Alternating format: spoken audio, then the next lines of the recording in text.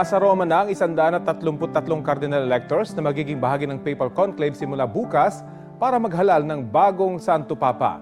At live mula sa Vatican City, makakasama natin si Connie Sison. Partner! Yes, Rafi. Buongiorno. At ngayon ay alas 5 na ng madaling araw dito naman sa Vatican City, partner. Ano pang ginagawa paghahanda, partner? Yan mga cardinal para sa papal conclave bukas. Oo. Katulad ng nabanggit ko nga, alas 5 ng madaling araw dito ngayon at mamayang alas 9 ng umaga ay inaasahan naman na magkakaroon pa rin ng pinakahuli na general na congregation ng mga cardinal electors. At Rafi, ito na nga ang talagang sinasabing pinakahuli. Although may mga nagsasabi na kung mag-request ang mga kardinal ng isa pang kongregasyon para sa kanilang pagpupulong ay flexible naman dito. So baka magkaroon pa ng 13th congregation sa bandang hapon.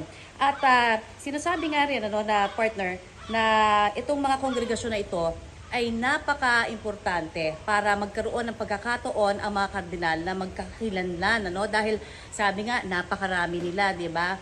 Na mga kardinal mula sa iba't ibang mga bansa, 133 o 133 ang cardinal electors ngayon at sinasabi na ito lamang ang mga panahon na ito talagang tunay na magkakaroon sila ng pagkakataon to personally know each other. So, yan ang basihan kung bakit nagkakaroon ng ilang mga kongregasyon prior to the papal conclave na magsisimula bukas.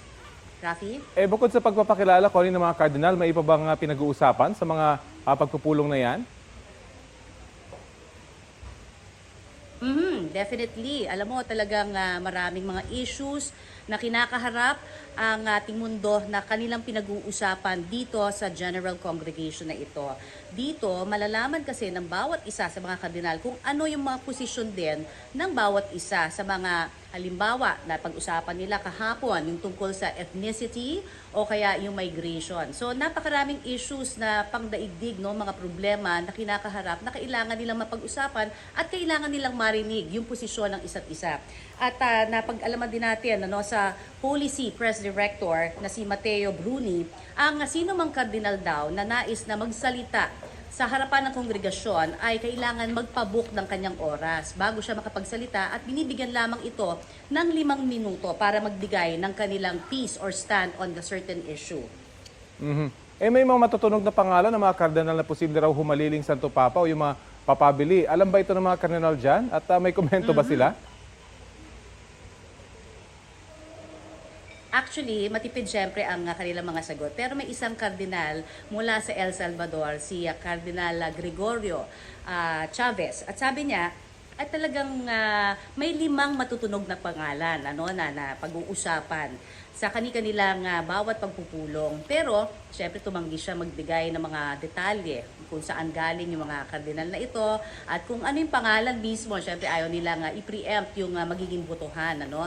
At sinasabi niya, very confident siya, na talagang magkakaroon na raw tayo ng panibagong Santo Papa pagsapit syempre ng linggong ito. So, yan partner ang inaabangan ng lahat. Talagang kailangan daw na marinig yan mismo, pagdating na mismo nung opisyal na makikita na natin yung puting usok mula sa chimney dito sa Sistine Chapel. Pero alam mo, matipid man yung ilang mga kardinal sa pagbibigay ng kanilang mga komento pag tinatanong ng media, ay napaka-generous naman nila, mapagbigay sila pagdating doon sa mga hiling, ng mga nagpapabasbas sa kanila, lalo na pag lumalabas sila at nakikita ng mga tao dito sa may area ng St. Peter's Square at sa Edpaman, na maaaring naglilibot yung mga kardinal.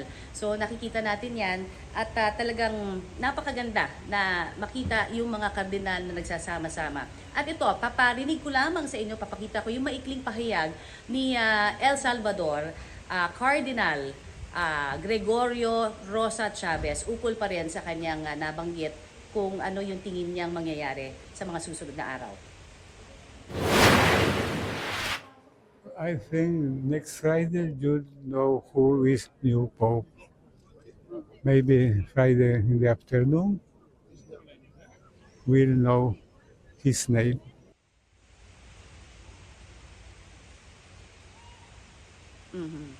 Ayan na, sabi nga partner Rafi, sabi talagang baka sa Biyernes meron na tayong maririnig na bagong pangalan ng Santo Papa. At nagpaabot naman ng pasasalamat ang Comunicazione ai Giornalisti o yung communication to journalists, no? Na isang kardinal ang nagsabi nito pero tumanggi siya magpakilala. Anya, nakakatuwa daw na napakaraming mga journalists, no, mga mamamahayag ang nagko-cover nitong papal conclave, no. At sabi niya nga ito ay patunay na buhay talaga ang, magandang balita. Sabay giit syempre na may mga kaakibat din naman yan na responsibilidad. Connie, nasa Santa Marta na ba yung mga kardinal na kabilang sa papal conclave? Kompleto na talaga sila roon sa kanilang ikangay apartment? Mamayang gabi o ngayong araw aabangan natin ang kanilang paglilipat doon sa Santa Marta, Casa Santa Marta.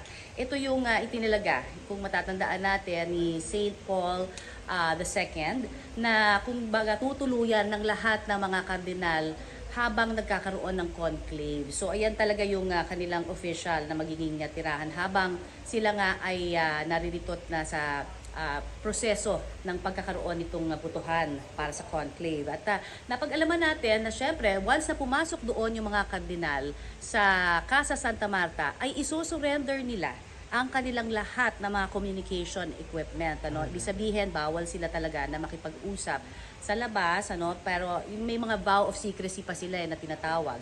At nauna na rin, bago pa dun sa mga kardinal na magkaroon ng oath of secrecy, syempre, yung mga nagtatrabaho doon mismo sa loob ng Casa Santa Marta. Yan yung mga staff, yung mga tech people, So lahat ng yan talagang minimake sure na magiging maayos at walang makakalabas na anumang hindi dapat makalabas na mga impormasyon mula sa loob mismo ng Casa Santa Marta kung saan naroroon yung mga cardinal electors. At dagdag pa ng press briefing kahapon, isang kardinal daw ang nag-request na kung po pwede sana na mismong sa loob na lamang ng Casa Santa Marta siya magkakas ng kanyang boto. Ibig sabihin doon na siya mismo magboboto, magsusulat ng kanyang pangalan ng iboboto.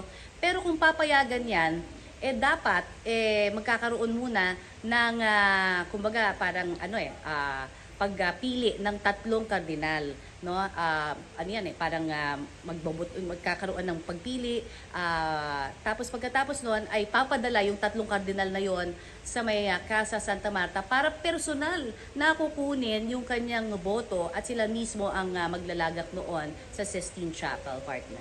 Okay, so marami tayong abangan at confident yung kardinal na Friday, meron ng bagong Santo Papa. Very telling yun. Maraming salamat sa iyo, Connie Sison. Tingnan natin. Abangan nga natin.